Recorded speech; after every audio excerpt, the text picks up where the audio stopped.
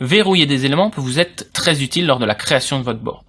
Il vous permet de figer des objets ou des idées à l'endroit où vous les avez placés sur le board. Cela pouvait être très pratique, par exemple, lorsque vous avez créé un arrière-plan de votre board. Si nous prenons cet exemple, vous créez une forme qui sera une zone de travail pour votre activité et vous y créez une idée.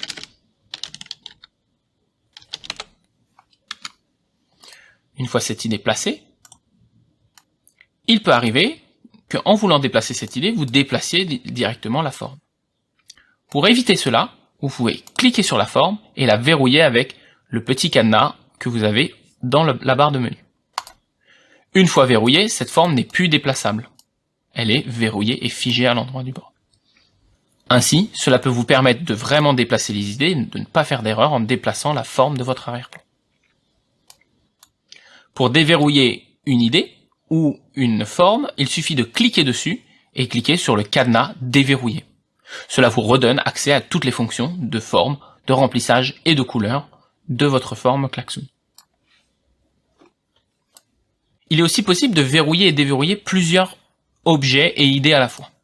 Par exemple, si je crée une nouvelle forme ici, un cercle que nous avons là, en rouge, et que je le sélectionne avec mon carré, donc avec la fonction CTRL, je peux sélectionner le carré et le cercle et verrouiller ces deux éléments. En verrouillant ces deux éléments, comme je le vois, je ne peux plus les déplacer et plus interagir avec. Pour déverrouiller un élément, il vous suffit de cliquer sur le cadenas ouvert lorsque vous cliquez sur l'élément verrouillé. Cet élément verrouillé se déverrouille seul et pas avec un autre élément avec lequel il aurait pu être verrouillé.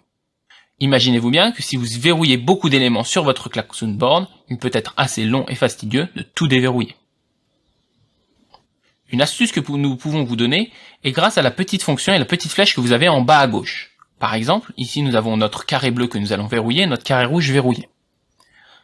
Avec la petite flèche que vous avez en bas à gauche sur Options d'interaction, vous pouvez choisir d'interagir avec les éléments verrouillés.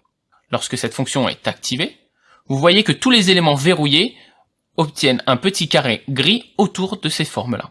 Maintenant que j'ai la fonction interagir avec les éléments verrouillés, je peux interagir avec de la même manière qu'un élément non verrouillé. Je peux ensuite enlever cette fonction d'interaction et dans ce cas ne plus pouvoir interagir avec ces éléments.